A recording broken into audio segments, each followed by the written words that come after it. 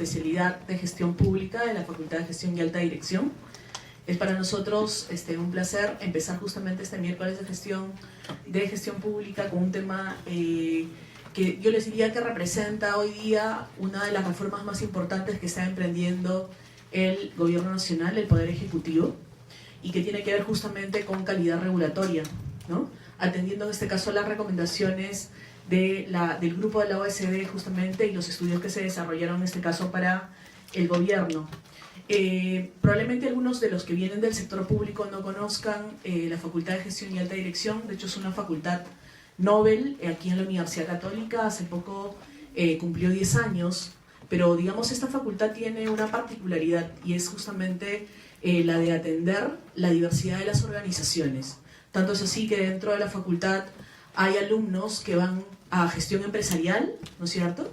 Y que se forman, digamos, en este caso para estas organizaciones, pero también hay alumnos que van a la mención de gestión pública. Entonces, cosa que no suele suceder, digamos, y no ha sucedido, digamos, a lo largo de los años. Estos alumnos ya van, digamos, en su carrera conociendo, por ejemplo, aquellas particularidades del Estado peruano, como son, por ejemplo, la existencia de los sistemas administrativos y saber cómo operan, algo que normalmente, digamos, muchas veces ni siquiera los políticos los conocen, digamos, cuando llegan, en este caso, al Estado y tienen que pasar como por procesos de conocer, digamos, estos sistemas y conocer además la importancia de ellos cuando uno quiere emprender, en este caso, procesos de reforma, ¿no? También forman parte, en este caso, de la Facultad de Gestión y Alta Dirección los alumnos que van a la mención de gestión social. Y de hecho, creo que una de las cosas que compartimos en general en la facultad es que nosotros queremos formar gestores generadores de valor, ¿no? Gestores que cambien las condiciones de la sociedad y que las lleven a una condición diferente. Gestores que hagan la diferencia en las organizaciones y además gestores que reconocen que hoy día, justamente con la evolución de la sociedad, con la globalización, con el cambio, digamos, con el acelerado cambio en la tecnología, de hecho nos vamos enfrentando cada vez más a problemas públicos que cada vez se vuelven mucho más complejos.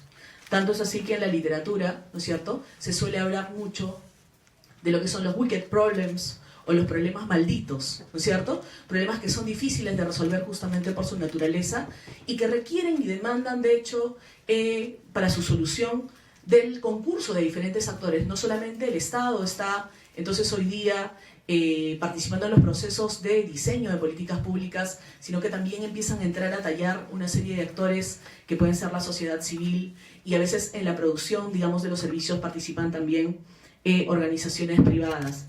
Este evento, digamos, lo estamos organizando la mención de gestión pública de la Facultad de Gestión y Alta Dirección, pero también un novel grupo de trabajo que justamente está queriendo innovar y empezar a desarrollar, digamos, conocimiento y sistematizar un poco el conocimiento que también dentro de las organizaciones públicas, y el grupo se llama Nuevas Fronteras de la Gestión Pública, se llama INGOP, porque justamente lo que queremos es innovar en el gobierno y quiere analizar los procesos de cambio, procesos de modernización, procesos de innovación que justamente lo que buscan es generar de mejor manera valor público.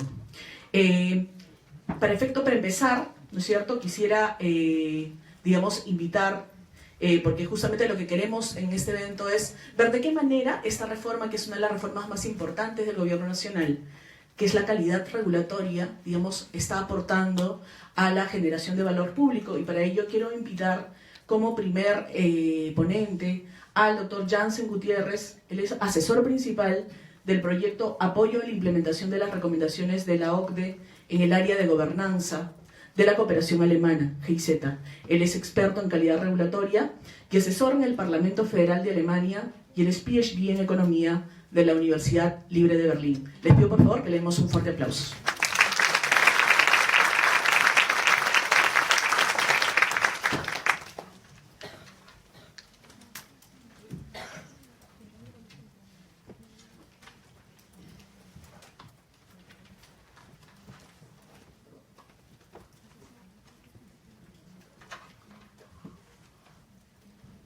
Bueno, primero quiero agradecer por la invitación a la Universidad Católica y a la Facultad de Gestión Pública.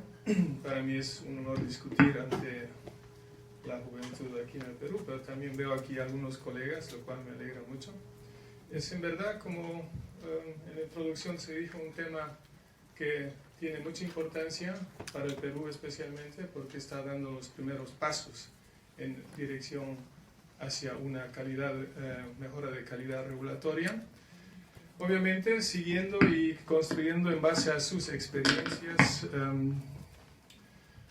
lo que al final de un proceso de varios años va a llegar a ser una verdadera mejora de calidad regulatoria. Voy a intentar presentarles en 25 minutos una serie de aspectos que tienen que ver con esta discusión, obviamente. Simplemente a modo de anécdota, si aplicaríamos el pensamiento platónico de un estado ideal, de que para llegar a tener un estado ideal en el que no haya cambios, es necesario de que solo aquellos que tienen 30 años, y nos tenemos que poner en la época de Platón de Atenas, que 30 años entonces eran como 70 hoy día, solamente mayores de 30 años pueden discutir sobre leyes. Entonces tendría que invitar aquí a la mayoría a que deje el aula para que, yo creo, en un grupo de 4 discutamos sobre leyes. Pero reconociendo la protesta así de los estudiantes acá, los invito a participar y discutir sobre este tema que es muy importante. Y sobre todo invito a discutir y a hacer preguntas, porque en un proceso interactivo es donde uno aclara dudas y uno también aprende a pensar y a observar fenómenos desde distintos puntos de vista. Bueno, mi tema es la política de mejora regulatoria en los países de la OCDE y la experiencia especialmente de la República Federal de Alemania. Antes de entrar al mismo tema o al tema específico, quiero hacer brevemente un ordenamiento conceptual de lo que es valor público. Cuando aparecen este tipo de categorías, valor público o New Management, uno definitivamente las asume como entendidas y las asume como que adecuadas para el contexto en el que se aplican. Estamos hablando de categorías importantes en ese concepto. 1, la regulación. 2, el valor público como resultado de política y gerencia de gestión frente a la sociedad y mejora regulatoria. Pero todo esto debajo del ordenamiento del valor público. Pero ¿a qué nos referimos cuando hablamos de valor público? Aquí tenemos 3 tradiciones, de forma breve quiero presentarles, y no todos, simplemente algunos ejemplos, de los conceptos de gerencia, de management, de gestión. Uno, en la columna izquierda ven más el pensamiento weberiano, es la gestión pública tradicional. El interés público está definido por expertos y burócratas, o sea, son los expertos burócratas los que definen qué es bueno para la sociedad. Así era en el concepto weberiano y así se define. ¿Por qué? Porque Weber asumía y no solamente subrayaba de que la ventaja de los burócratas es el conocimiento que tienen sobre la sociedad y sobre los distintos problemas y sobre la administración, que eso es muy cierto. La nueva gestión pública, que comenzó a fines de los 70, era más que todo una parte de la revolución del thatcherismo, o sea, del proceso de desregulación que se inició con Reagan y con Thatcher. Para ellos, interés público es la agregación de preferencias individuales, que aparentemente está bien porque esta sociedad y la sociedad está compuesta de individuos, no de una masa, no de algo abstracto llamado sociedad o pueblo. El valor público es una nueva categoría que aparece con el libro del profesor de Harvard, Mark Moore, 1985, si no me equivoco, 95, perdón, en el que él habla no solamente de agregación de preferencias, sino de preferencias individuales y públicas. Ya aquí se ve la diferencia entre lo que es el New Management. La meta de los managers, por ejemplo, dentro de ese aspecto en el que juega, y esa es una categoría fundamental que diferencia al pensamiento de Mark Moore con el New Management, es de que, por ejemplo, la nueva gestión pública piensa que la meta de los managers es cumplir con las metas del rendimiento acordadas. No más, no menos.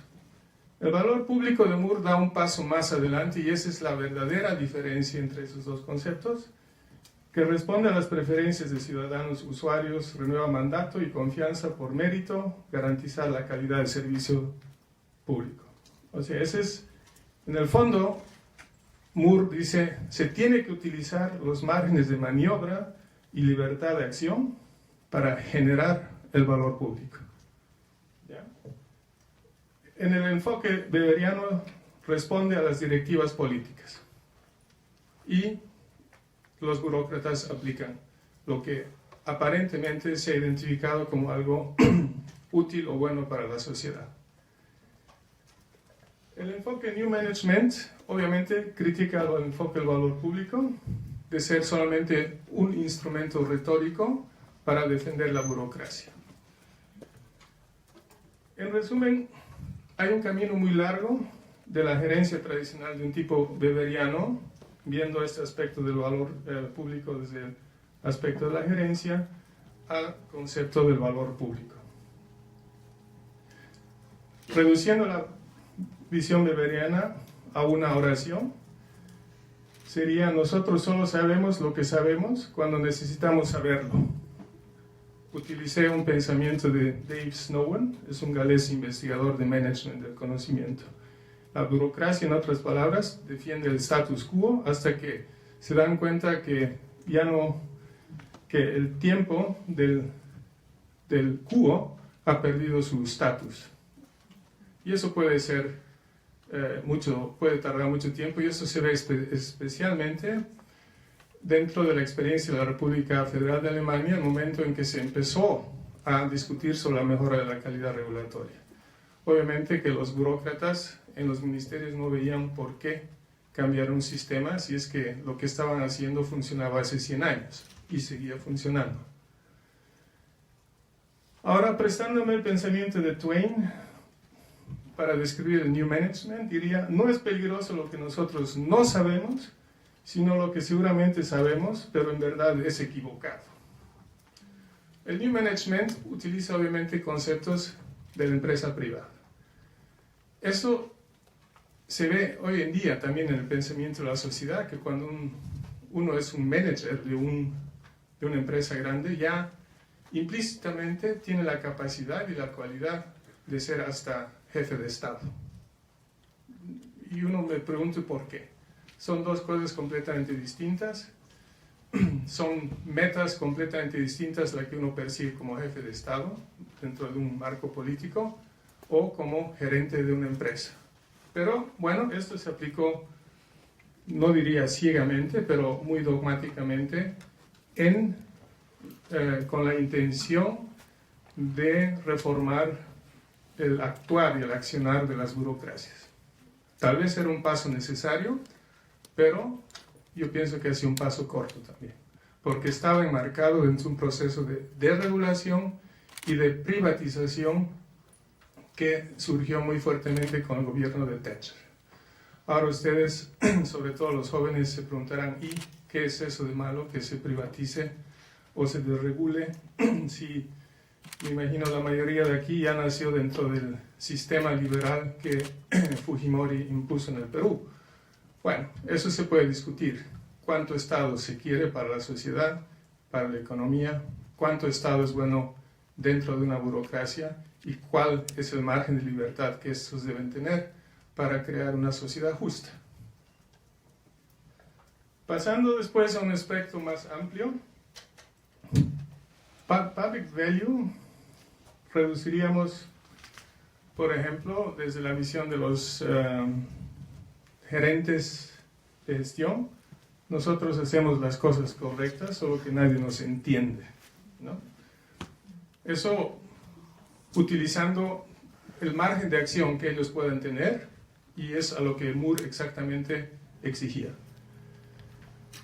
Llegamos a la perspectiva del gerente público, y eso lo expresamos con las palabras de Graham Wallace, un psicólogo teórico organizacional, que dijo: ¿cómo puedo saber lo que pienso antes de ver lo que digo? ¿No?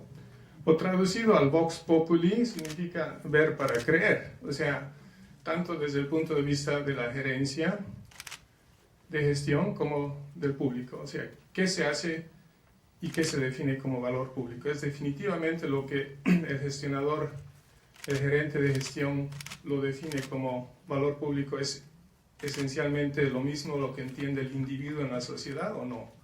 Entonces, ahí hay un choque tal vez de conceptos que recién con la valorización individual se puede definir si es valor público o no. Bueno, llegamos a la definición final de Meinhardt, un economista y psicólogo alemán, que él dijo claramente: public value, o el valor público, es el valor para el público. Así parece una redundancia, pero no lo es, porque ahí está justamente el problema de definición de lo que es sociedad, si es individual o si es solamente la suma de los individuos, y eso se puede poner como un concepto abstracto, o qué es aquí, por ejemplo. Todos los participantes tienen una idea muy distinta de lo que es sociedad, ¿no es cierto? Y si es que, a ver, alguien, mientras hablo, eructa, entonces eso, básicamente, la sociedad aquí está sentada al lado de él preguntándose qué hace, ¿no es cierto?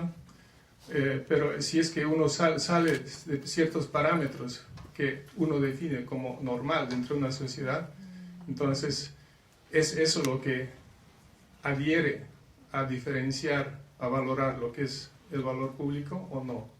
Es una pregunta de alguna forma filosófica, pero que tiene obviamente muchas connotaciones muy prácticas. Bueno, entonces, ¿cuál es la solución a todo esto? ¿No? La solución, desde un punto de vista democrático, sería: por favor, no elijan en las próximas elecciones a idiotas, ¿no? Para que por lo menos exista un diálogo entre lo que es el Estado o la gestión pública y lo que es la expectativa o son las preferencias o lo que sería llenar las preferencias de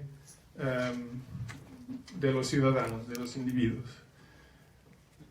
Entonces, vemos que valor público no es solamente una construcción sin sentido, sino que por su interrelacionamiento individual tiene obviamente el potencial de reflejar los deseos, las necesidades de los individuos. Y apoyándome rápidamente en Meinhardt, él define 4 dimensiones básicas que las pone en un mapa en el que las dimensiones son moral, ética, política, social, hedonística y estética, y utilitarista e instrumental. Y todas estas se pueden combinar de alguna forma para que cada cual pueda evaluar o reclamar para lo que uno es el valor público, ¿sí?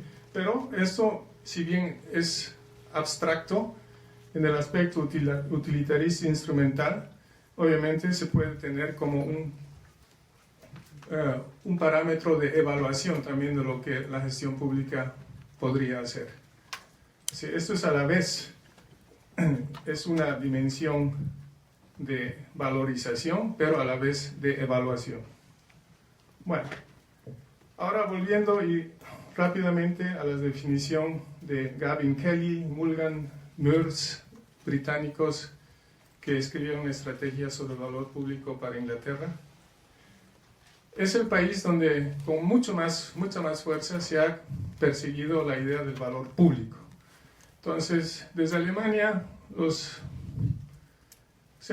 cientistas también se preguntan por qué, ¿no? Porque definitivamente el valor público no corresponde de alguna forma con la estructura institucional de Inglaterra.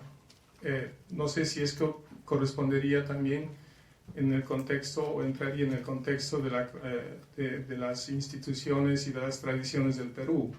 Tal vez el Perú es más weberiano, no sé, tal vez es una mezcla entre New Management y Weber, no sé, eso lo tienen que discutir ustedes. Pero el caso es de que en Inglaterra sí se habla se habló mucho, especialmente después del thatcherismo, del public value, y en el fondo es lo que en Alemania se conoce con el término traducido, sería public value, Gemeinwohl.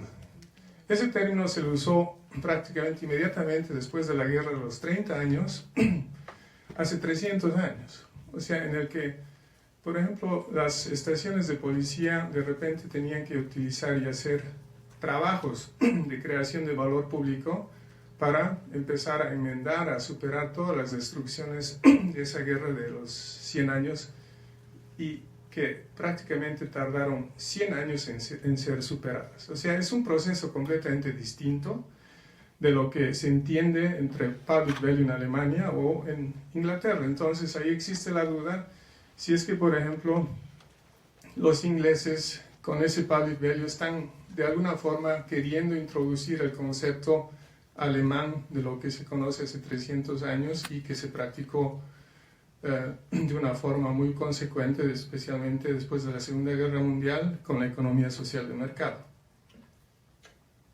¿Ya? Pero no importa esto, lo dejamos a un parte, decimos, como regla general, al valor, el public value se lo tiene que ver desde una perspectiva de servicios, de resultados y de confianza. Eso es básico, porque, claro, public value solamente se puede reconocer en base a resultados y en base a la confianza que la sociedad deposita a los gobernantes o al sector público, ¿no? Y obviamente el tipo de servicios que es posible o que se logran introducir dentro de procesos de gestión. Entonces, dicho esto, simplemente quiero decirles que un aspecto que no se considera, o sea, que no es tangible dentro de lo que es el public value, son las leyes, son las normas, son ese aspecto central de regulación dentro de una gestión que se crea en una gestión pública. O sea, sin normas, sin leyes, sin regulaciones, difícilmente se va a tener el instrumento para crear un public value.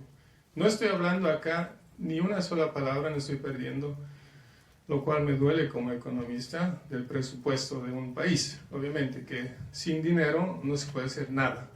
Y la repartición del dinero de acuerdo a las decisiones políticas, a los sectores que se quieren fomentar o se quieren cambiar, o los problemas públicos que se quieren solventar, juega un papel obviamente esencial. Pero acá estamos abstrayendo de eso y nos concentramos únicamente al aspecto de las leyes. Entonces, la pregunta que viene es, ¿cuál sería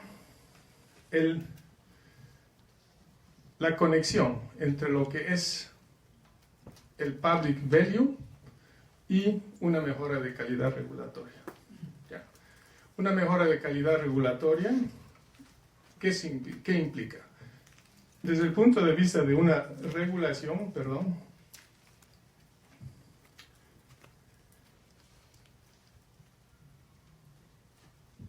¿dónde estoy? Ya, estoy un poco... Exacto. O sea, desde un punto de vista, desde las regulaciones, uno tiene que identificar algún problema para tratar de resolverlo. La identificación de un problema, obviamente, y las consecuencias que yo pueda tener con una regulación dada, es definitivamente esencial para empezar a descifrar lo que puede generar o puede ser un valor público. En 1840, un profesor de la Universidad de Heidelberg ya dijo, como una especie de descripción de lo que sería tal vez un RIA o un análisis de impacto regulatorio, mejora calidad regulatoria primitivo, dijo: también para las leyes vale el refrán, por sus frutos deberéis reconocerlas. Por lo tanto, una de las mayores preocupaciones del legislador es que él se pueda informar debidamente de las consecuencias de su obra. Ahí tiene el pensamiento, ya habla de consecuencias, de informaciones y de una meta, obviamente, y si es que se sigue desmenuzando todo ese pensamiento, llegamos a identificación de necesidades, etcétera, etcétera.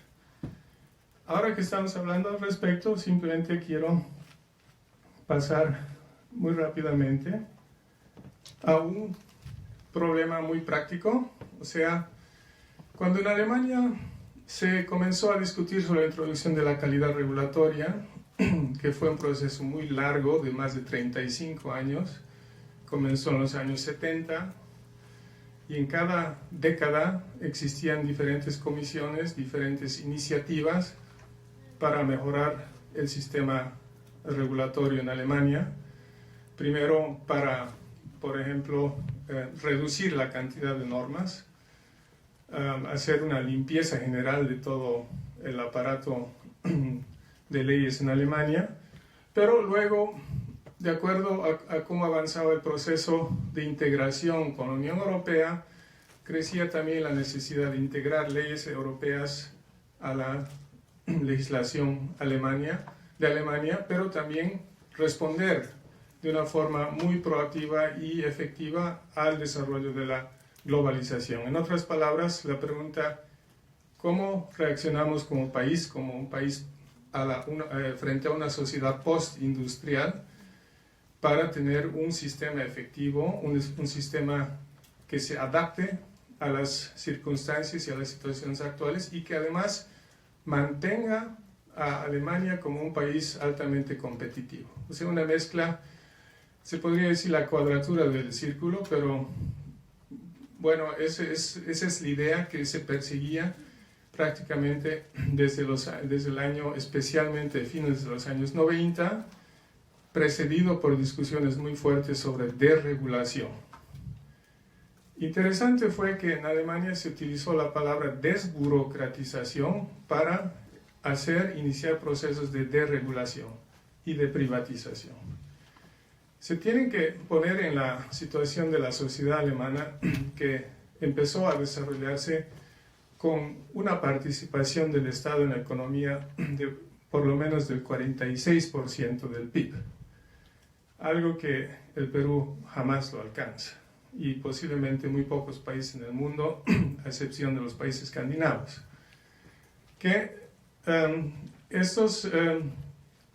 Este concepto de desregulación y de cambiar la participación del Estado ha tenido mucho impacto en la sociedad. No se podía simplemente cambiar algo por reducir el tamaño del Estado, por reducirlo. Si durante 30, 40 años funcionó y esa sociedad se desarrolló como se desarrolló, era muy difícil hacer cambios fuertes. Entonces se utilizó la palabra desburocratización para introducir todos estos conceptos de desregulación, que fue pasando de a poco a tomar cuerpo en la forma de lo que a fines de los años 90 fue una mejora de la calidad regulatoria. Ahora, con este ejemplo, es sobre una ley que se utilizó como piloto el año 2001 en Alemania para ver la aplicación de la calidad regulatoria. Superación de déficits en la ayuda para la tercera edad. Ese era el nombre de esta ley. Entonces se comenzó a dividir esta ley. Primero, analizar el problema. Al analizar el problema se está de alguna forma identificando el valor público que pueda tener esta ley. Luego, la definición de medidas que apoyen a las metas establecidas, diseño de normas alternativas, escenarios que desde distintas perspectivas de futuro permitan valorar las normas alternativas. O sea, 4 ejercicios que eran necesarios para ver si es que esa ley valía introducirla o no. Entonces,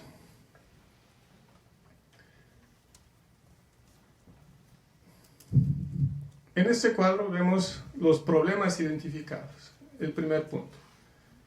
Por ejemplo, un problema que tiene que ver, y es muy importante en Alemania, es el problema demográfico. Incremento de personas de tercera edad con problemas psíquicos, probable incremento de necesitados con ciudadanos de enfermería, por ejemplo, o la situación de personas de tercera edad y mujeres en relación de la situación de personas de tercera edad de hombres tiene que mejorar. Incremento de personas de tercera edad extranjeras que en parte tiene un trasfondo cultural muy distinto, que es un problema que se ha dado y que se está dando mucho más en la sociedad alemana. Insuficiente planificación de ayuda individual, etc. O sea, se hicieron un reconocimiento de las principales necesidades de esta ley para, en base a esto, seguir e identificar un árbol de metas en base a los problemas identificados.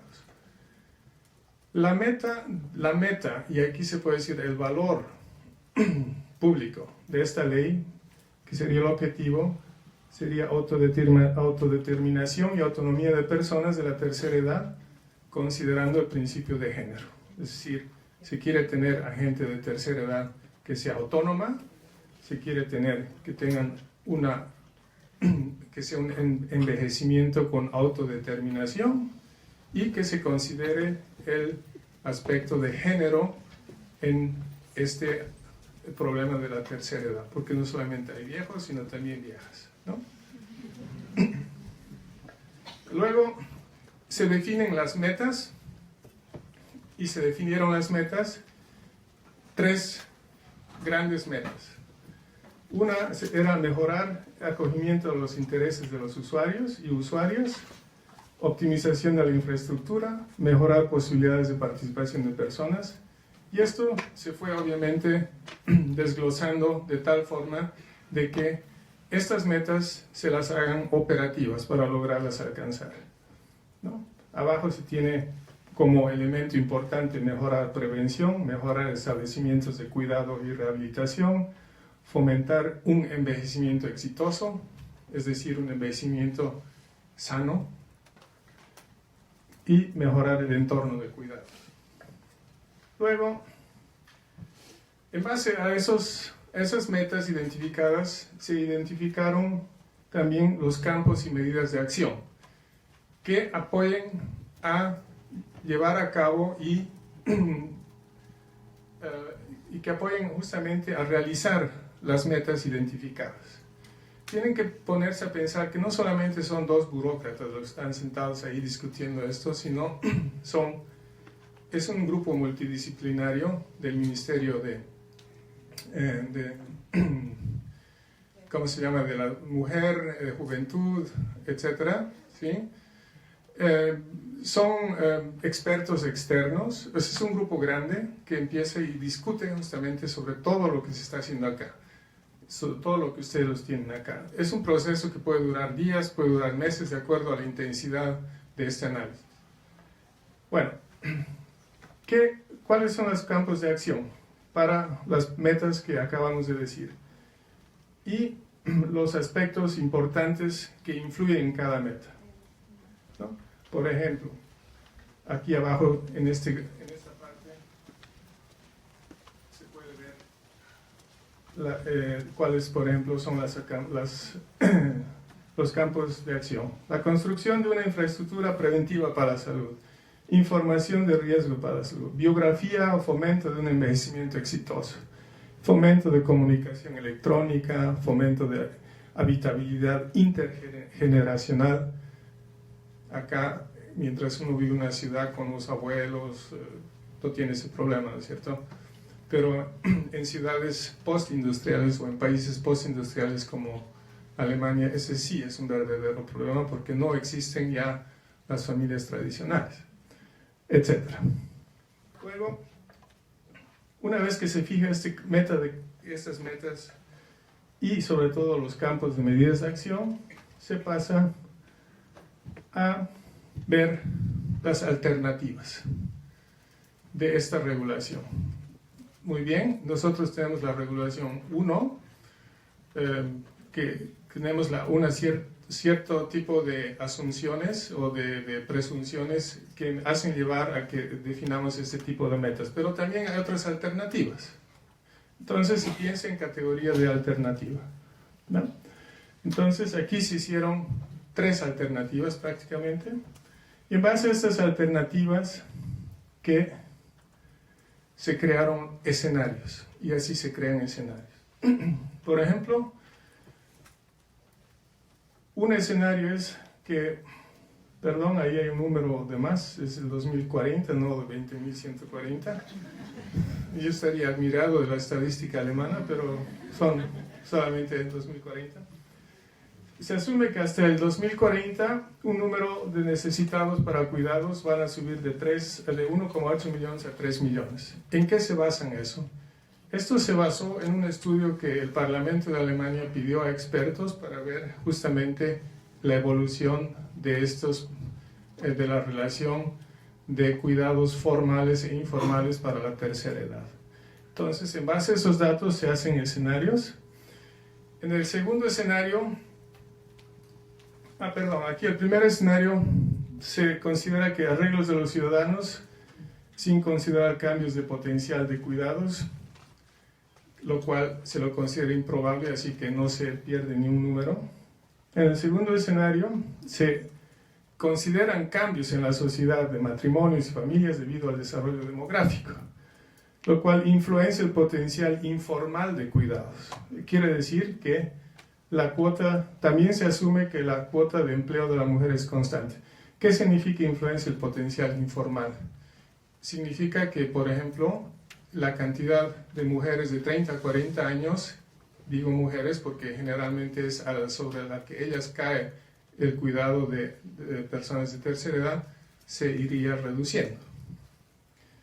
En base a eso se hace una estadística de cada uno de los escenarios en base a los datos que se tienen para el año 2020 y para 2040. Un resultado sería que, de acuerdo al escenario 2, por ejemplo, el número de cuidados estacionarios sería para el 2040 de 1.054.000 personas, ¿no? La proporción de los cuidados de forma estacionaria en relación a la población sería de 340.000 personas, etc. Para el escenario 3 se hace un cálculo igual, se hace otro tipo de asunciones, de presunciones. Se dice, por ejemplo, que los grupos de la cuota de empleo de las mujeres cambia, es decir, y que son relevantes para las actividades de cuidado. O sea, de 30 a 40 años cambia de 79 a 87%. Significa que ese grupo de edad va a trabajar más, etc. Y de acuerdo a este cálculo, entonces, al que concluyeron que sería el más probable, se hace un nuevo cálculo de números de lo que significaría en términos de cuidado, número de cuidados, proporción de los cuidados de forma estacionaria en relación a la población de cuidados, etc. Para el primer caso se llega a un número en 2040 de 1.220.000 personas, que sería más o menos unos 200.000 personas más que en el escenario 2, etc.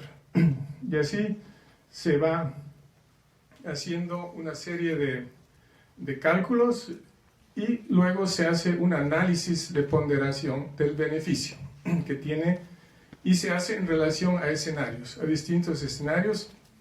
Lo que pasó acá en este ministerio es que no tenía mucho tiempo para hacer un análisis de beneficio para todos los distintos problemas, sino se hizo y se escogió algunos de los preponderantes. Luego, ¿qué se hace? Se fijan los objetivos parciales se hace una ponderación de objetivos, que eso es una ponderación de alguna forma subjetiva que surge en la discusión de expertos de cómo ellos consideran que esa ponderación va a tener una influencia del total, del número total. Y luego se fija una escala de menos 10 a 10, positivo menos 10 a positivo 10, en las que se discute el aporte al objetivo, el beneficio parcial, que es ese beneficio parcial, es la ponderación del objetivo parcial multiplicado con el aporte del objetivo del beneficio parcial. Entonces, 35 por menos 5 equivale a 175. ¿Sí? Y así se hace definitivamente tanto para toda la ley como para partes esenciales de la ley. Bueno, entonces quería simplemente mostrarles esto de una forma muy rápida, muy breve, porque estamos hablando acá de, cuando hablamos de calidad regulatoria, mejora de la calidad regulatoria, estamos hablando de instrumentos. Estamos hablando de instrumentos de estimación de cierto tipo de resultados. Cómo llegar a un objetivo, el cual también se traduce en valor público.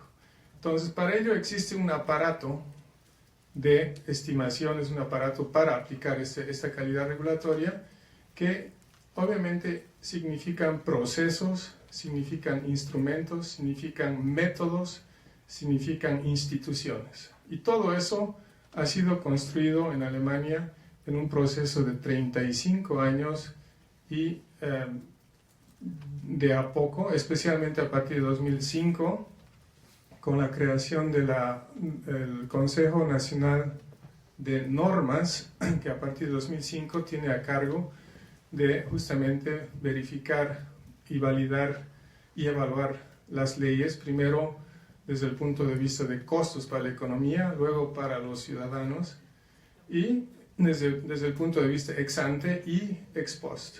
Y es un proceso evolutivo al que el Perú también, en el que yo creo Perú está entrando de a poco, y posiblemente de aquí a 5 o 7 años acá se tenga un sistema que utilice no solamente este tipo de ejercicio que es sino obviamente una cantidad diversa de métodos, tanto estadísticos, cálculos de costo-beneficio, más matemáticos, cálculos de costo-efectividad, que si yo, por ejemplo, las encuestas Delphi con los grupos actores importantes para un sector, para una ley, etc. O sea, es una gama de métodos que existen para aproximarse con esas estimaciones a las posibles consecuencias que pueda tener una ley.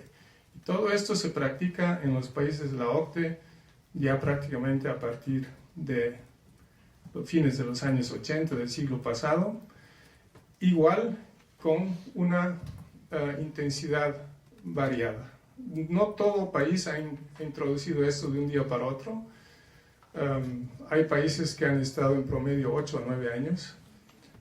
Como les dije, Alemania, considerando desde los primeros inicios hasta la fecha, son 35 años con cambios no solamente en la forma y en la cultura de iniciar procesos normativos, sino también en la forma de introducir instituciones que verdaderamente apliquen todo este tipo de procesos.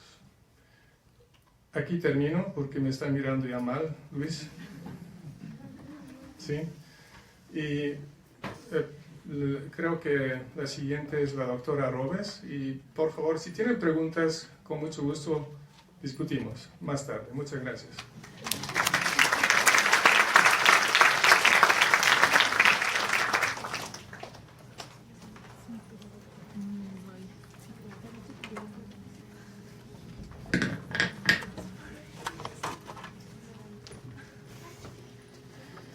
Le agradecemos a Carlos por su presentación y vamos a seguir con la profesora Sara Robes. De hecho, les quería poner esta figura, dice, ¿no? Le dice, ya chocamos contra un iceberg y estamos haciendo agua, ¿podemos hundirnos? Y el inspector de hundimientos le dice, antes debe traer el certificado de la Comisión de Asuntos Flotantes. Aquí lo tengo, le dicen. Y el formulario X352 del impuesto al agua salada. Uf, otra semana más, dice, ¿no? De hecho, ahora que escuchaba a Carlos recordaba mucho este tema del análisis costo-beneficio. Se supone que en el Perú, ¿no es cierto?, se exige el análisis costo-beneficio para las leyes, ¿no es cierto? No estoy segura si también para los decretos supremos, ¿no? Pero sin embargo, ¿qué es lo que se pone? Esta regulación no generará costos y traerá muchos beneficios, ¿no es cierto? Con esa reflexión vamos a recibir a la profesora Sara Arobes. Ella es, además de ser profesora de gestión pública aquí de la Facultad de Gestión, es subsecretaria de Simplificación y Análisis Regulatorio de la Presidencia del Consejo de Ministros y es abogada de la Universidad Católica con maestría en Gestión y Políticas Públicas de la Universidad de Manchester, y nos va a contar un poco cómo ha sido este proceso, digamos, dentro de que se viene desarrollando ahora en el Gobierno Nacional, y como les decía al inicio, consideramos nosotros que es una de las reformas más importantes que se está desarrollando ahorita en el Gobierno, ¿no? Su tema es análisis de calidad regulatoria como instrumento para generar valor público. La recibimos con un aplauso.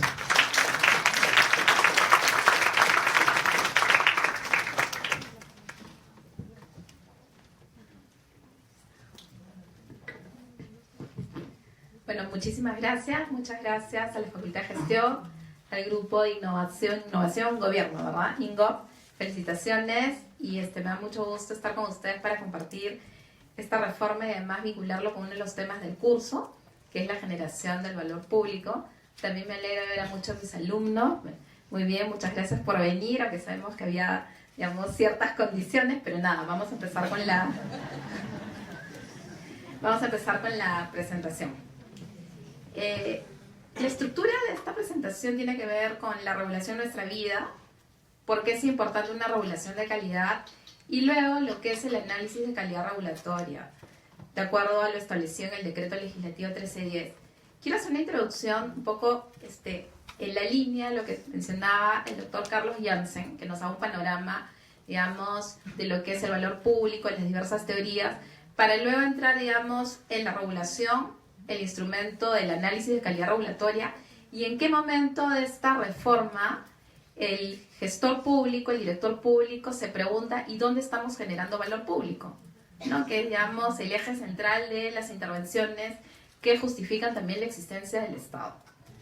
Entonces, para ello recordar, ¿no es cierto?, cuál es el rol del Estado, ¿no? Y entre las discusiones, la teoría, no debemos perder de vista que una de las funciones esenciales del Estado es la de regular, ¿no es cierto? Pero no debemos entender solamente lo que es la regulación económica, sino que el Estado regula aspectos sociales, ambientales, culturales, etc. Entonces, cuando hablemos de regulación en calidad regulatoria y en el momento en que yo me refiero a regulación, estamos hablando en un sentido amplio, todo tipo de regulación que elabora y aprueba las entidades públicas.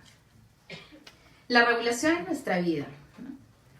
La regulación, las diversas leyes, los decretos, las resoluciones, tienen diversos efectos, diversos objetivos, ¿no? Por ejemplo, reconocen derechos, promueven actividades, ¿no? Entonces, cuando ustedes nacen, una de las primeras cosas que hacen sus papás es la inscripción, ¿no es cierto? Y ustedes ya tienen su DNI amarillito, entonces, ¿no es cierto? La RENIEC les da el DNI, hay una inscripción, eso es un acto administrativo en el marco de un procedimiento administrativo. Si ustedes quieren constituir, ¿no es cierto?, o abrir su bodeguito, su negocio, tienen que ir a una municipalidad para efectos que con la licencia de funcionamiento los habiliten a la apertura del negocio. Entonces, las regulaciones efectivamente reconocen derechos, promueven actividades, pero también regulan conductas, ¿no? Y para sorpresa nuestra, hace varias décadas, abundaba la publicidad en que promovía el consumo de los cigarrillos. Entonces, a veces cuando yo cuento en clases que antes se podía fumar en los aviones, o sea, de pronto me miran como diciendo, ¿en serio? Sí, antes se podía fumar en los aviones, antes, y en clases también, efectivamente, la profesora Romero me hace recordar la época de cachimbas, bueno, no fue hace mucho tampoco. pero digamos cuando se podía fumar en clase, se podía fumar en la oficina, entonces digamos, todos, o sea, había un gran consumo de tabaco. Ahora cuando uno quiere fumar, ¿a dónde se va? ¿Acá en la universidad?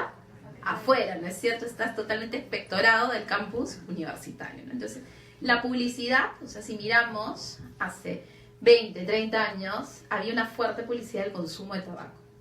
¿Cómo cambia? Y esto cambia a partir de regulaciones, pero regulaciones sustentadas en evidencia, hay un interés público, está del lado lo que es, digamos, la fuerza de la promoción de la salud pública y la prevención de enfermedades, por ejemplo, cardiovasculares, prevención del cáncer. ¿Y por qué? Detrás de ello hay una racionalidad económica, ¿no es cierto? Entonces no es que el Estado, digamos, diga, no, ahora ya nadie va a fumar, vamos a restringir el consumo del cigarrillo.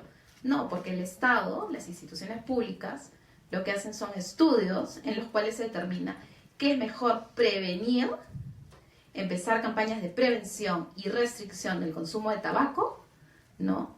Perdiendo inclusive ingresos por el tema de impuestos, porque recuerden que el tabaco también es una actividad, es un bien que está gravado, ¿no?, con tasas de impuestos muy altas, pero el Estado decide regular estas conductas restringiendo el consumo de tabaco, ¿no? Como podemos ver, a espacios, por ejemplo, las famosas peceritas que existen en algunos aeropuertos, ¿no? El etiquetado, la publicidad, para efectos de prevenir su consumo y con eso generar de repente ahorros en términos de atención de la salud, ¿no? Porque es mejor prevenir que gastar ingentes recursos en lo que son atenciones de enfermedades muy costosas, como puede ser el cáncer. Entonces, el Estado, a través de las regulaciones, empieza a establecer determinados parámetros de conducta y también afecta lo que es el consumo. En el Perú, por ejemplo, y este es algo que me gusta porque es un poco absurdo, tenemos a una municipalidad que un día decidió regular la crianza y tenencia de canes.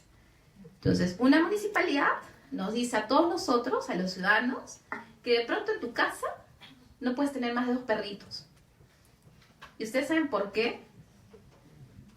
¿Qué es lo que sustentó que se apruebe ese tipo de ordenanza? ¿A alguien se le ocurre? ¿Por qué una municipalidad decide aprobar una ordenanza que es una norma en la cual nos diga cuántos perros debemos tener? ¿Por los desechos, los jardines? El sustento es que hay que prevenir el maltrato animal. Entonces, ¿a qué voy con este ejemplo absurdo?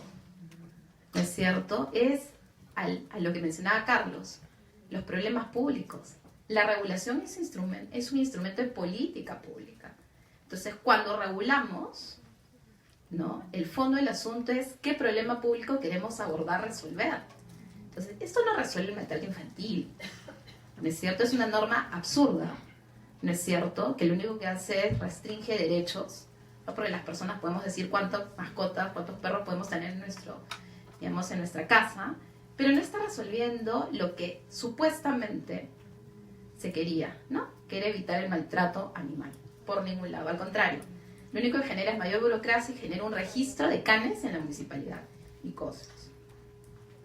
Entonces, para ello se viene, digamos, promoviendo y estamos trabajando desde el Poder Ejecutivo en implementar un sistema de calidad regulatoria, ¿no? Porque el objetivo es que tengamos regulaciones de calidad, ¿no? ¿Y eso por qué? Porque el Estado, a través de la regulación, puede generar una serie de costos a la economía, ¿no?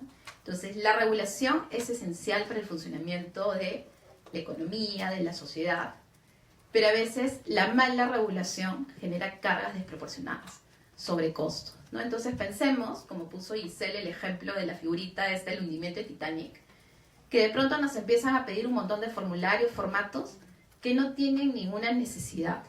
No hay ninguna razón para su exigencia, pero es porque algún burócrata iluminado decidió, no, es que yo necesito el formato, no sé, pues como mencionaba Giselle, de hundimiento, de repente hasta si pagaste el seguro del barco, si pagaste la planilla, entonces cosas absurdas, ¿no? Y cuando lo absurdo se traduce en una regulación y en un procedimiento administrativo, lo que estoy haciendo es generando costos al emprendedor, le genero costos al ciudadano, le genero costos a la economía.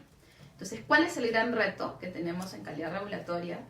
Es emitir regulaciones de calidad que atiendan efectivamente un problema público, ¿no es cierto?, brindando beneficios a los ciudadanos y a las empresas y minimizando los costos en la economía.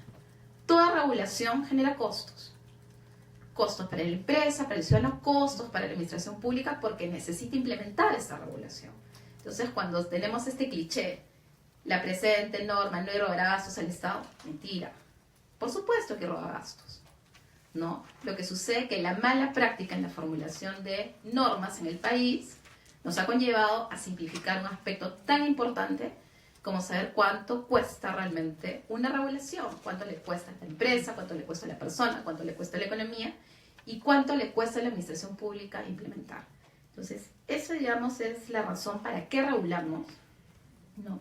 Y evitar ese tipo de cosas. Y esa es una filmina prestada del doctor Jansen, ¿no?, de la burocracia, ¿no?, cómo nos aplasta con las regulaciones, ¿no?, y que lo que hace es puede limitar los emprendimientos.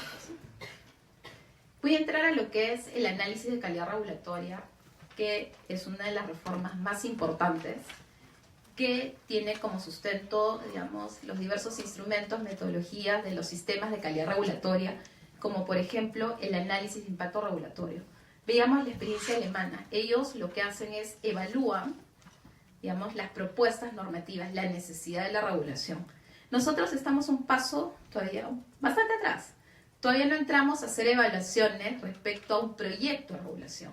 Vamos por algo mucho más pequeñito, más modesto, que es evaluar la pertinencia de los trámites, de los procedimientos administrativos. Entonces, ¿qué es el ACR? El análisis de calidad regulatoria. Es un proceso nuevo, es un proceso complejo y nos encontramos en la etapa inicial.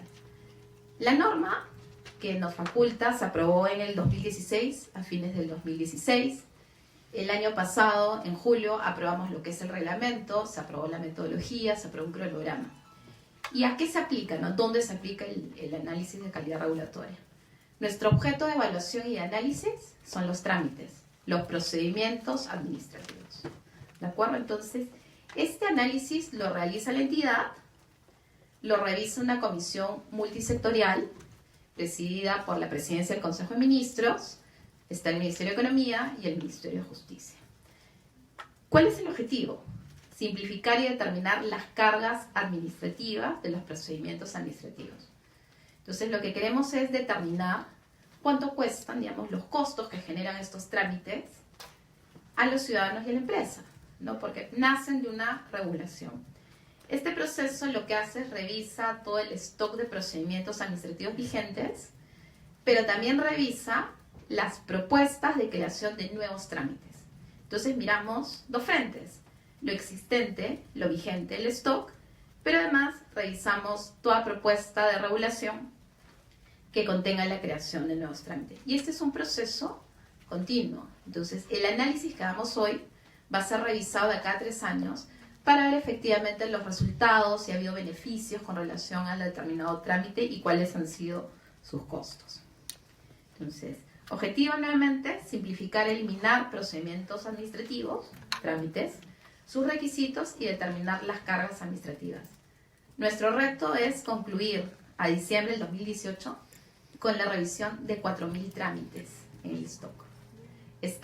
Ahorita han ingresado las entidades comprendidas en el grupo 4, son aproximadamente desde septiembre que entró el primer grupo de entidades públicas hasta marzo, han entrado 30 entidades públicas y más o menos ya estamos evaluando 1.700 trámites, ¿no? Entonces es una chambita de hormiga, ¿no? Porque hay que revisar el trámite, hay que revisar los requisitos, ¿no? Entonces es un trabajo que se realiza en las entidades públicas con mucho esfuerzo y luego es un trabajo que se realiza en la PCM, en la Subsecretaría de Simplificación y luego se eleva a esta comisión multisectorial. El reto es que a fin de año podamos limpiar este stock, ¿no? Eliminar todo lo que es innecesario, ¿no? Y vamos a ver ahí ya cuando veamos los principios que evaluamos, dónde está el valor público. Cuando hacemos análisis de calidad regulatoria se evalúan 4 principios. El primero es legalidad, y esto para los abogados no es cómo se creó el trámite, en sencillo. Se creó una ley en un reglamento, y eso le da validez al trámite, ¿de acuerdo? Luego hacemos una evaluación del principio de necesidad. Y acá tengo marcado valor público. Porque en la línea, en el principio de necesidad, lo que vamos a identificar es qué regulación creó el trámite y si esa regulación está abordando algún problema público para efectos de su solución. Entonces ahí lo que estamos identificando es si esa regulación efectivamente va a generar valor público y cómo el trámite contribuye a resolver ese problema y por ende está vinculado a la generación de valor público. ¿De acuerdo? Entonces el principio de necesidad lo voy a abordar en unos momentos. Luego evaluamos lo que es un principio de efectividad. O sea, en los dos primeros revisamos el procedimiento, el trámite y luego en efectividad los requisitos. Entonces, si quieres sacar tu licencia de funcionamiento, ¿qué requisitos me pides? Me pides un formato, me pides de repente el contrato de arrendamiento y de repente me dices, bueno, necesito la partida registral de los socios que constituyen la empresa, ¿no? Y de pronto empiezo a pedir una serie de requisitos que son innecesarios, ¿no? Por ejemplo, certificado de antecedentes policiales. Eso no tiene sentido, ¿correcto? Porque para la licencia de funcionamiento realmente lo que debo presentar es un formulario, cumplir con la zonificación y con el acondicionamiento de las reglas de seguridad. Punto, no necesito más. El resto es innecesario y me genera costos. Y ese tipo de análisis lo hacemos en el principio de efectividad. Y luego en proporcionalidad lo que miramos son los costos. ¿Cuánto le cuesta a la empresa, al ciudadano, juntar todos esos requisitos? ¿No? Porque para solicitar la autorización, la licencia, yo tengo que llevar copias, ¿no es cierto? Tengo que de repente llevar algún tipo de estudio, tengo que acondicionar mi local, tengo que cumplir normas de seguridad, etc. Y eso cuesta. Entonces, si ustedes quieren aperturar una empresa, no, en proporcionalidad lo que vemos es cuánto les cuesta. Cuánto les cuesta cumplir con todos los requisitos, con todos los documentos, para efectos de obtener la autorización. ¿Qué evaluamos en el principio de necesidad? Que es como les mencionaba, donde acá contribuimos y consideramos que el ACR es un instrumento para generar valor público. En necesidad, lo que preguntamos es la regulación que origina ese trámite, que crea ese trámite, ¿qué problema público busca resolver? Entonces, en pocas palabras, ¿para qué existe la regulación? ¿Correcto? Entonces, ¿para qué existe? Existe, digamos, está promoviendo algún tipo de actividad, está protegiendo el medio ambiente, está cautelando condiciones de seguridad en las edificaciones. ¿Para qué existe la regulación? Pero muchas veces la regulación, para efectos de materializarse, operativizarse, implementarse, requiere que las personas realicen trámites. Entonces, la segunda pregunta que hacemos, bueno, el trámite que se crea en esa regulación, ¿cómo contribuye a resolver el problema público? Voy a ponerles dos ejemplos ahora para que podamos visualizar, pero también en este principio miramos, digamos, qué riesgos podría haber en caso que decidamos eliminar el trámite y si existe algún tipo de mecanismo alternativo. Entonces, cuando Carlos hablaba, digamos, del análisis de impacto regulatorio y él hablaba de proyectos normativos de leyes, nos mostró alternativas, ¿no es cierto? Escenarios. Acá lo tenemos en una escala menor. Si es que hay algún tipo de alternativa para el trámite. Pero de repente la alternativa es eliminemos el trámite, ¿no es cierto? O de repente fortalezcamos las funciones de fiscalización de una entidad. Entonces, este es un análisis que realiza cada entidad pública y puede concluir justamente a identificar que el trámite no es necesario. Como les mencionaba, los procedimientos administrativos se crean en regulaciones. Por ejemplo, tenemos la Ley de Regulación de Habilitaciones Urbanas y Edificaciones. ¿Por qué creen que se aprobó una ley de regulación de habilitaciones urbanas y de edificaciones?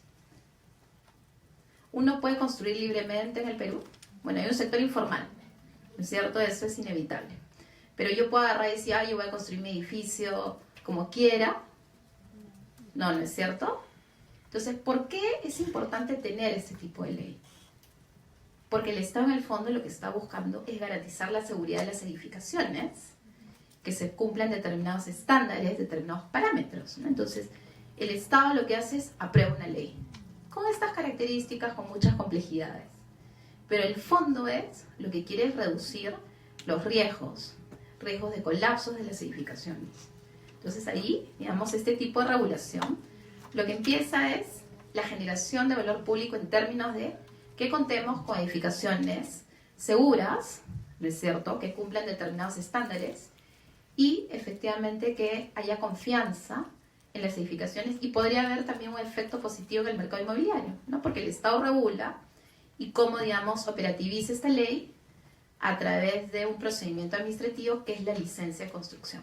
Entonces tenemos esta ley y la manera como el Estado operativiza es a través de un procedimiento administrativo, un trámite, que es la licencia de construcción. Todos los que quieran construir tienen que sacar su licencia de construcción. Entonces harán su trámite en la municipalidad. Obviamente hay modalidades de la licencia de construcción, ¿no? Porque si yo quiero ampliar mis ventanas, la licencia de construcción es más sencilla, es automática, prácticamente me dan la licencia. Pero si ya quiero construir un edificio, estos edificios inteligentes, ¿no? Que de pronto tienen 20 pisos y tienen todos los sistemas, ascensores súper sofisticados, ¿no? Sistemas de aire acondicionado, luces LEDs, etc. La licencia de construcción va a ser más compleja porque la regulación me pide más requisitos y va a haber una evaluación por parte de la autoridad administrativa. Entonces, la ley y el procedimiento administrativo están vinculados, ¿no? Porque el procedimiento lo que va a buscar el trámite es contribuir a resolver el problema público que aborda la regulación. Entonces, ¿qué queremos? Queremos edificaciones seguras, ¿no es cierto? ¿Qué no queremos? Son edificaciones que colapsen, ¿correcto? De pronto, ¡pum! De repente un temblor pequeñito, de baja intensidad, se cae el edificio, o de repente simplemente se desploma porque la construcción estaba mal hecha, ¿no? Y no hubo un cumplimiento de las regulaciones y tal vez el Estado tampoco supervisó y fiscalizó. Otro ejemplo tiene que ver con el medio ambiente, ¿no? Tenemos la ley del Sistema Nacional de Evaluación de Impacto Ambiental. ¿Para qué tenemos una ley de evaluación de impacto ambiental? ¿Qué es lo que buscamos cautelar, proteger? ¿El qué?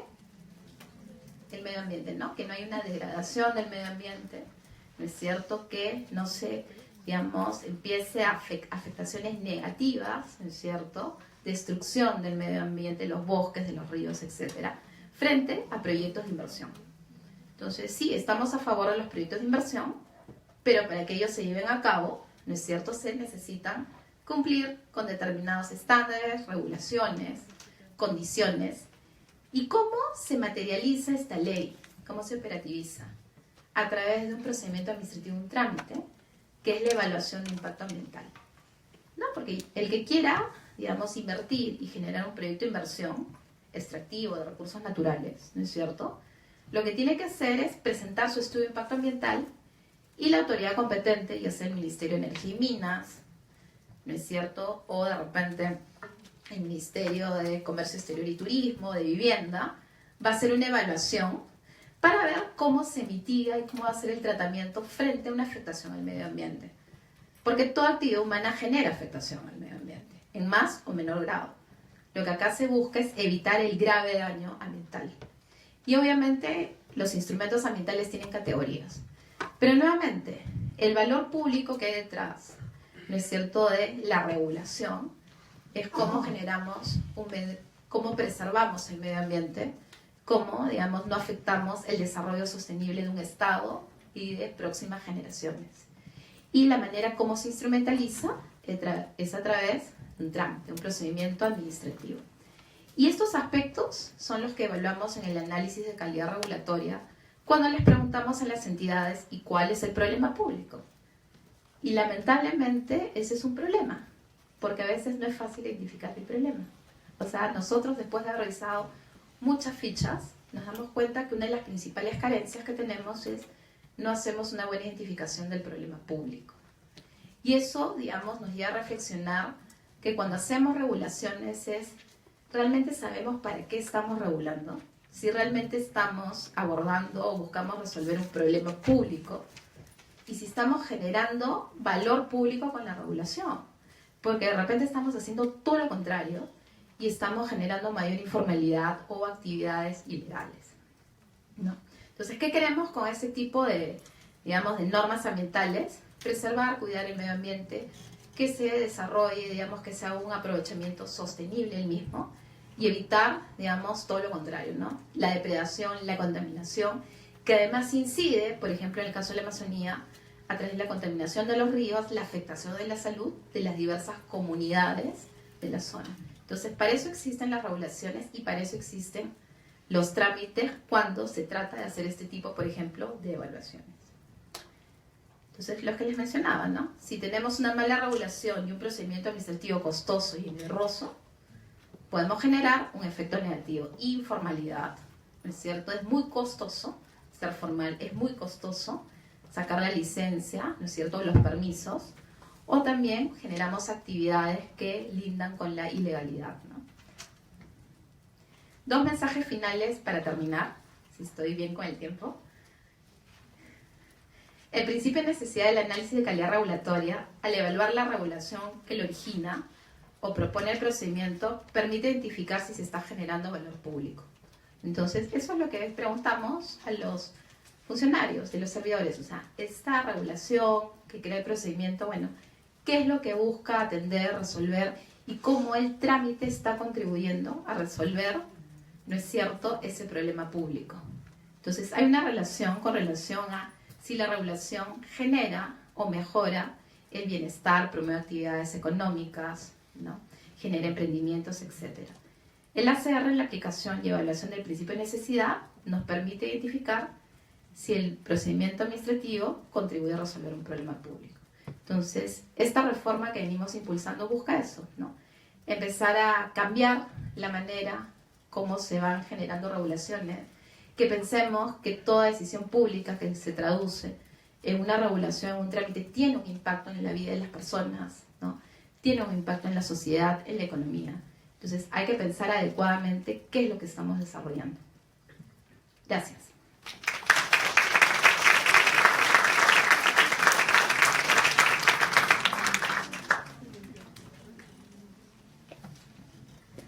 Le agradecemos a Sara por presentarnos un poco cómo se viene desarrollando esta reforma en el gobierno nacional. Acto seguido vamos a escuchar a Eduardo García Godos. Él es director del Instituto de Facilitación de Comercio. De hecho, es expresidente de la Comisión de Barreras Burocráticas del INDECOPI, así que me imagino que en una época muy temido, ¿no es cierto?, por muchas organizaciones públicas, porque justamente el INDECOPI cumplía un rol súper importante, digamos, justamente identificando estas barreras burocráticas creadas por organizaciones públicas en diferentes niveles, ¿no? Y él también ha sido ex negociador del TLC con los Estados Unidos. Él tiene una maestría en Derecho Internacional Económico de la Universidad de Warwick. Le damos un aplauso, por favor.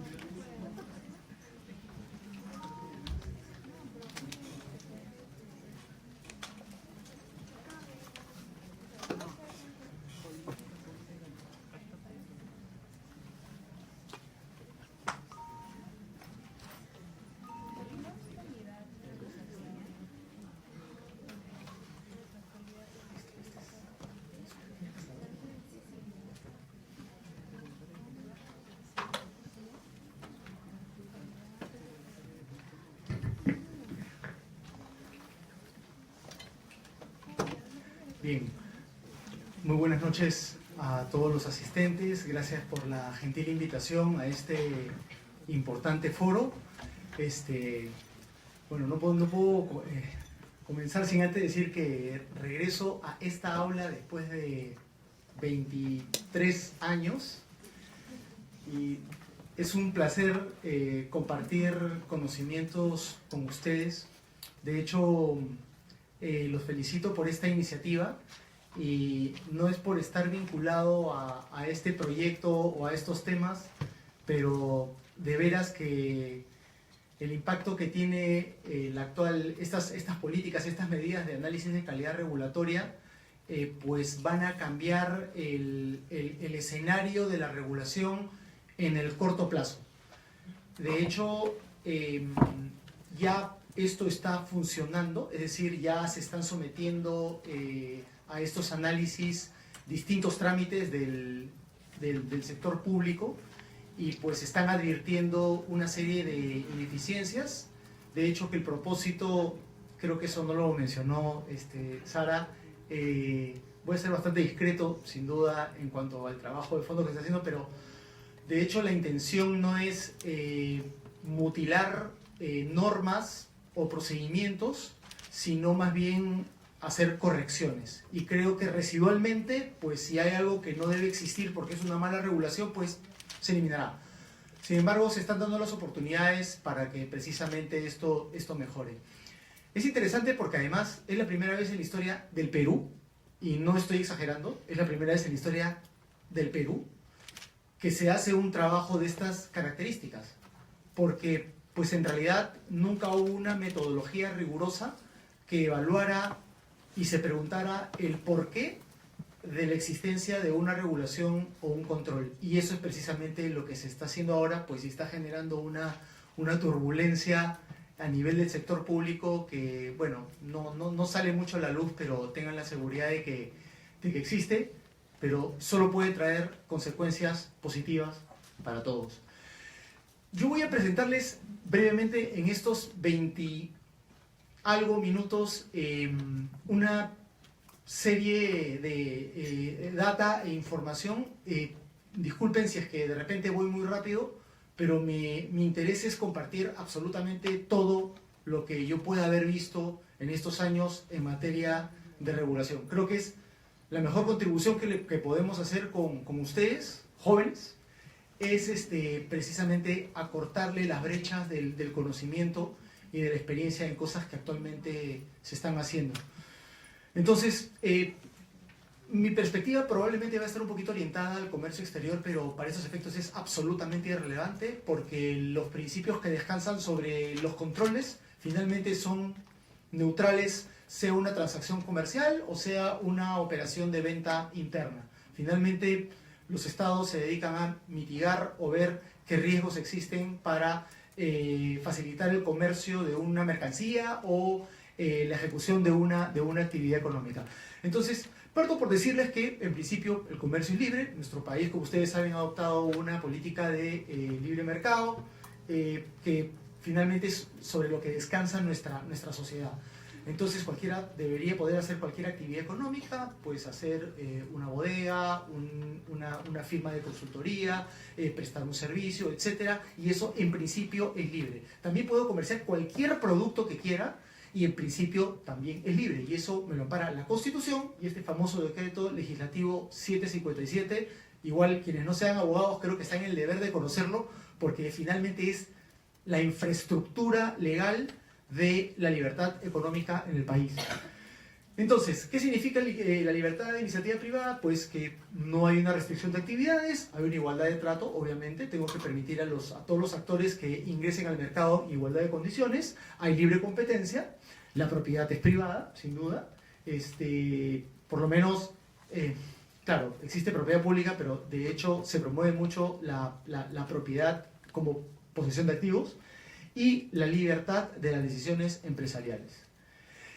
Ese es los principios que subyacen a las transacciones.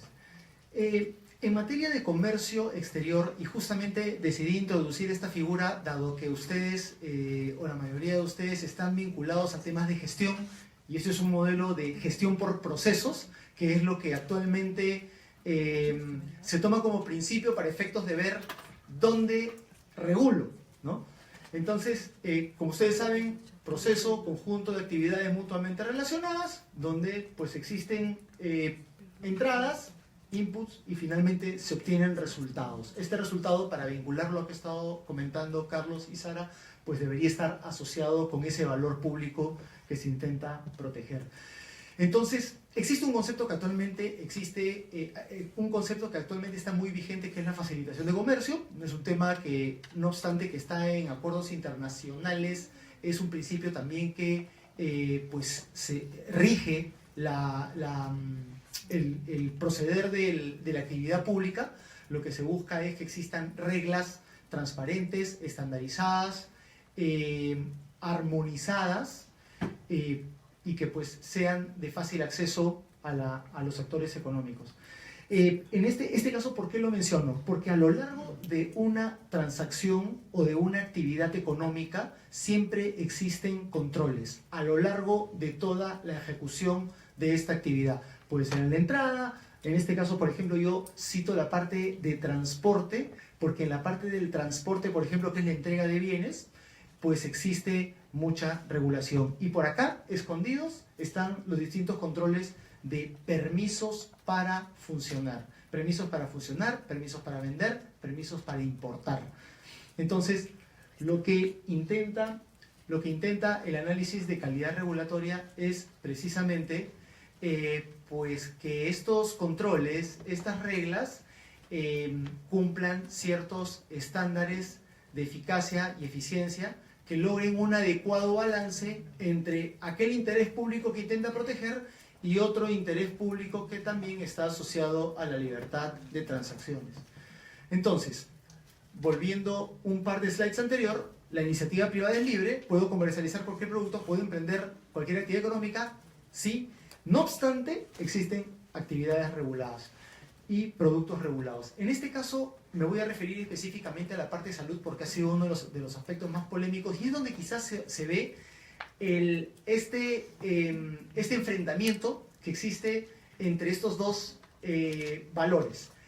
Por un lado, la libertad económica y por otro lado, la salud pública, que se manifiesta de distintas formas en cuanto al control de la actividad económica y control del producto, pero aquí hay mucha, digamos, tensión y los esfuerzos que se han estado haciendo en los últimos años es precisamente ver dónde existe el balance adecuado entre estos dos intereses. Entonces, acá cualquier alimento procesado tiene que tener un permiso por parte de una autoridad.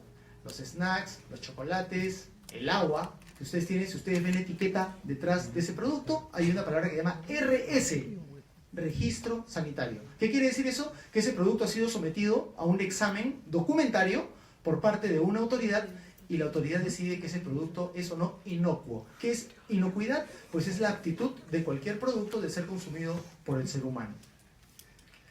Y también tenemos actividades reguladas. No obstante, uno analiza el producto, también nuestro sistema dice, tengo que analizar la actividad productiva que se realiza y que finalmente deriva en la fabricación de este producto. En este caso, por ejemplo, ojalá fuera solamente una entidad hacer un producto, y no solo en el Perú, señores, eso sí es cierto, en todo el mundo en realidad están sometidos estos productos a una serie de controles. Entonces, hay una norma de rotulado, hay un permiso sanitario, hay una ley de inocuidad de alimentos que precisamente establece cuáles son los principios de evaluación de estos productos. Existe un código internacional que es el que determina cuándo a un producto tienes que llamarle yogurt, cuándo a un producto tienes que llamarle chocolate, cuándo a un producto tienes que llamarle cerveza. No sé si ustedes recuerdan hace poco la polémica del Sublime, si era chocolate o no era chocolate, perfecto. Para eso existe esa norma que se llama el Códex. El Códex, que es un gran diccionario de alimentos. Entonces, para eso sirve la armonización regulatoria, por cierto, hablar el mismo idioma. Y el caso de la leche, de hecho, productos con contenido lácteo, pues tienen que tener leche, ¿cierto? Entonces, y esto es importante, y gracias por el comentario, porque precisamente estamos viviendo un momento en el que el péndulo se está orientando mucho más hacia el control. Y es que todavía en economías en vías de desarrollo y países con un alto grado de informalidad como nosotros, somos absolutamente reactivos frente a los medios. No se imaginan la cantidad de productos que actualmente existen en el mercado que no cumplen esos estándares. Si ustedes van a cualquier supermercado y se aprenden cuál es el estándar que debería aplicarse para un determinado producto y cogen una lata de atún, un cereal, se van a dar cuenta que no necesariamente todos cumplen con esos estándares. Entonces, se regula el producto y se regula el fabricante también, lo cual les adelanto que ya existe una discusión acá. Si uno ya verifica que el proceso productivo para fabricar un bien es sano, profesional, cumple con estándares técnicos, normas ISO, por ejemplo, habría que luego evaluar cada producto que ese proceso haya producido. En Estados Unidos, por ejemplo, eso no es así. Si uno produce un medicamento, un dispositivo médico o un producto sanitario, lo que se evalúa es el proceso productivo. Uno va a la fábrica y verifica si efectivamente esos procesos de fabricación pues cumplen estándares de calidad, sanitarios, etcétera, que aseguren que aquella producción es idónea. No obstante, en países como nosotros, y en Latinoamérica también bastante, se utilizan los dos controles, al establecimiento y al producto. Sin embargo, eso en el Perú ya está cambiando. Audazmente está cambiando. Este es otro ejemplo. En el caso de medicamentos, por ejemplo, es mucho más sensible. Si en el caso de alimentos puede ser sensible, en el caso de medicamentos es mucho más. Entonces, aquí quizás ha habido mucho menos reflexión sobre la racionalidad de la norma, porque nadie pondría en duda de que al momento de relajar los controles puede estar poniendo en riesgo la salud de la gente. Nadie quiere que la gente se enferma ni la gente se muera. Pero eso ha generado un andamiaje legal que no es proporcional al bien jurídico que se está protegiendo. De hecho, les adelanto ejemplos, no es posible que uno pueda evaluar con los mismos estándares la comercialización de un tomógrafo que un termómetro, o una curita y de repente un equipo de hemodiálisis, efectivamente. Entonces, los plazos no pueden ser iguales, los procesos no pueden ser iguales, ¿sí? Sin embargo, eso todavía existe. ¿Por qué? Excesivo control. Voy a discutir con ustedes rápidamente cuáles son algunas de las causas de esto. Pero bueno, hay estos productos están sometidos a mucha regulación y sobre todo inclusive normas de propiedad intelectual, lo cual hace un cruce de entidades, porque muchas veces la discusión es, bueno, ¿y quién vigila el nombre de un producto? Es decir, si por ejemplo Panadol es similar a Panadal, que es otro producto que está ingresando en el mercado, ¿la autoridad sanitaria es la que tiene que hacer esa evaluación de que el nombre es confundible? ¿O lo hace el Indecopi, que es otra entidad? Ese tema hasta hoy no está resuelto. Pero con el ACR ya lo estará. Propaganda. Entonces, el mismo ejemplo, el fabricante. Y de hecho, a lo largo de estos años, digamos, hace 3 o 4 años que he estado muy cercano al área de salud, yo he venido, o muchos profesionales hemos venido del lado facilitador del comercio, pero ¿por qué impides el comercio? ¿Cuántos muertos han habido? Disculpen, con todo respeto, no, pero ¿cuántos heridos han habido? Mucha ausencia de data, de hecho, que promueve un mayor control y genera un abuso por parte de las entidades y dicen, bueno, no tengo data, pero existe la posibilidad de que alguien se enferme o que alguien se muera y por lo tanto controlo. Entonces, no hay que subestimar ese razonamiento, señores, porque pues de verdad esto puede ser un refrito, pero la vida es muy valiosa, ¿sí? Nadie quiere que nadie se enferme o que alguna persona pues muera, y por lo tanto en el mundo en general existen ciertas prerrogativas que se le dan a aquellos que controlan salud, que no es lo mismo cuando controlas armas o drogas u otra cosa. Y inclusive existe un principio que se llama el principio precautorio, según el cual si algún país, por ejemplo, tiene la sospecha de que hay un producto que puede generar un daño o una enfermedad, inmediatamente lo detienen, incluso si no han hecho análisis exhaustivos de que eso genera el daño. ¿Sí? Eso existe en el mundo. Bien, estos son un ejemplo de mercancías restringidas. El Perú tiene una serie de mercancías restringidas. ¿Qué son mercancías restringidas? Aquellas que necesitan un permiso o autorización para que puedan comercializarse. Dispositivos electrónicos, cereales, productos, lo que llamamos productos perecibles. Todos los tomates o paltas, por ejemplo, que se llegan a importar, pues tienen que tener una autorización de parte de una entidad que se llama SENASA para que éstas puedan ingresar o comercializarse. Igual, medicamentos, productos manufacturados.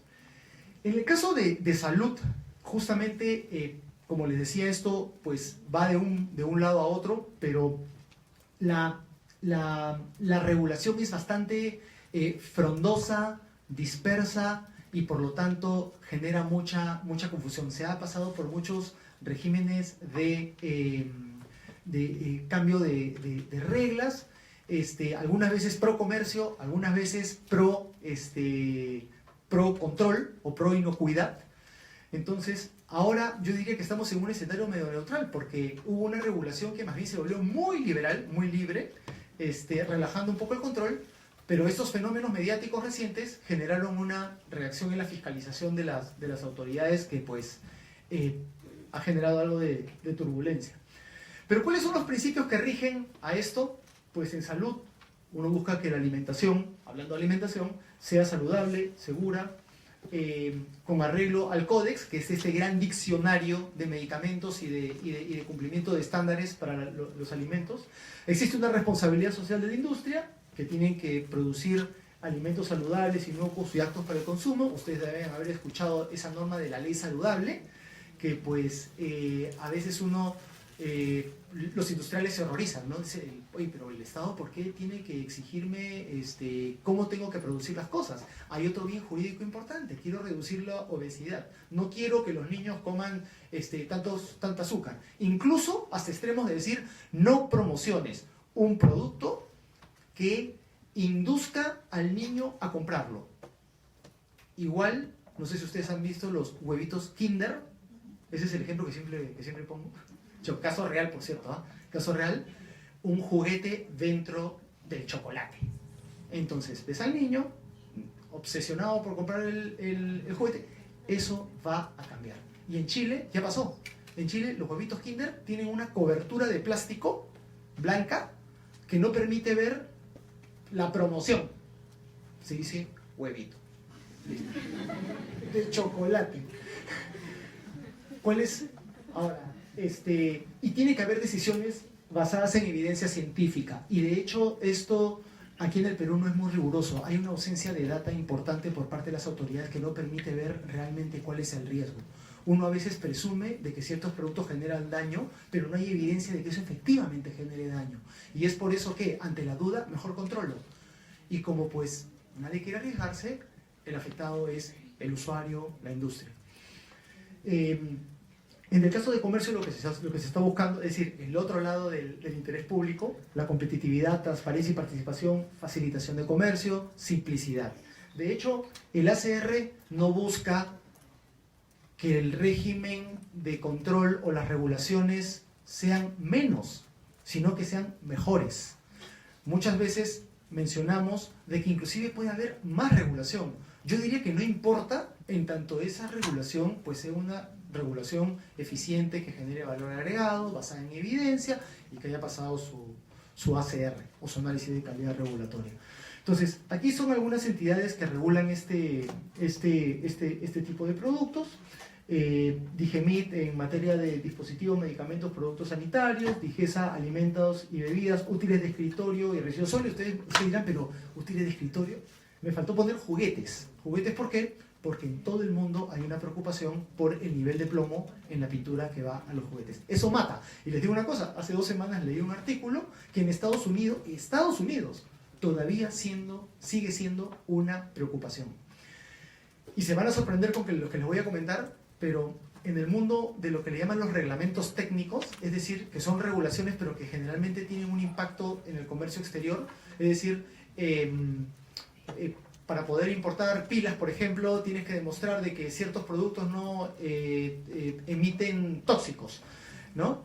Entonces, esos reglamentos técnicos, Perú es sumamente escueto. Tenemos poquísimos reglamentos técnicos. En Estados Unidos, por ejemplo, hasta para fabricar todo mobiliario y ropa de bebé, tiene que cumplir unos estándares que son obligatorios. Nadie puede exportar una mesita, una cuna a Estados Unidos si es que no demuestra que ha cumplido con ese estándar internacional. Con esto, ¿qué les quiero decir? Que en realidad hay regulación que es necesaria, que es importante porque protege un bien jurídico importante. Entonces,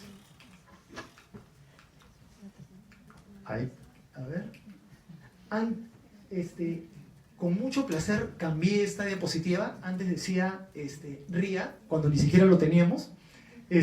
Ahora ya puedo decir con solvencia, tenemos un análisis de calidad regulatoria que, como lo mencionaba Sara, pues es una variante el análisis de impacto regulatorio que solamente atañe a procedimientos administrativos, pero tengan la seguridad que eso ya de por sí es, para mí, suficiente por los siguientes 5 años.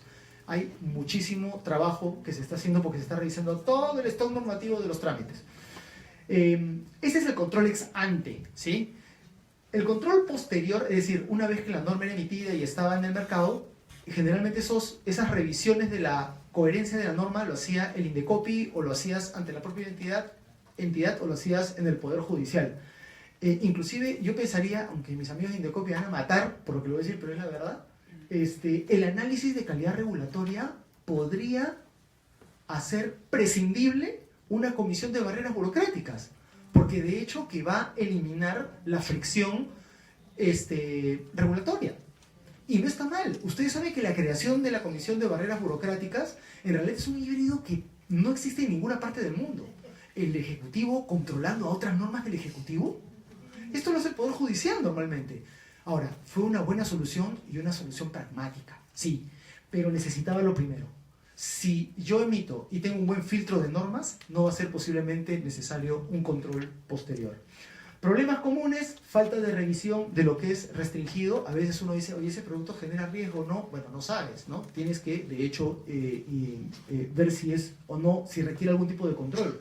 El control ex ante, que ya lo está cubriendo el análisis de calidad regulatoria, no hay gestión de riesgo. ¿Y qué quiero decir con la gestión de riesgo? De que uno tiene que indagar si efectivamente cuál es el daño que puede generar no dar esa regulación. Y esto recién se está aplicando en el Perú, recién se va a aplicar en el Perú. Autonomía normativa, muchas entidades públicas no tienen dinero. Ojo con eso, seamos pragmáticos. Las entidades no tienen dinero y por lo tanto les es muy difícil hacer un control posterior. Entonces, ¿qué hacen? Controlan mejor en ventanilla, antes de que salga el producto. Colaboración entre entidades. No se imaginan la cantidad de entidades que piden lo mismo. Por ejemplo, hablando de licencias de funcionamiento, cuando dicen, para abrir un laboratorio necesito ver tu licencia de funcionamiento. ¿Para qué? Porque quiero saber si tiene licencia. ¿Pero para qué?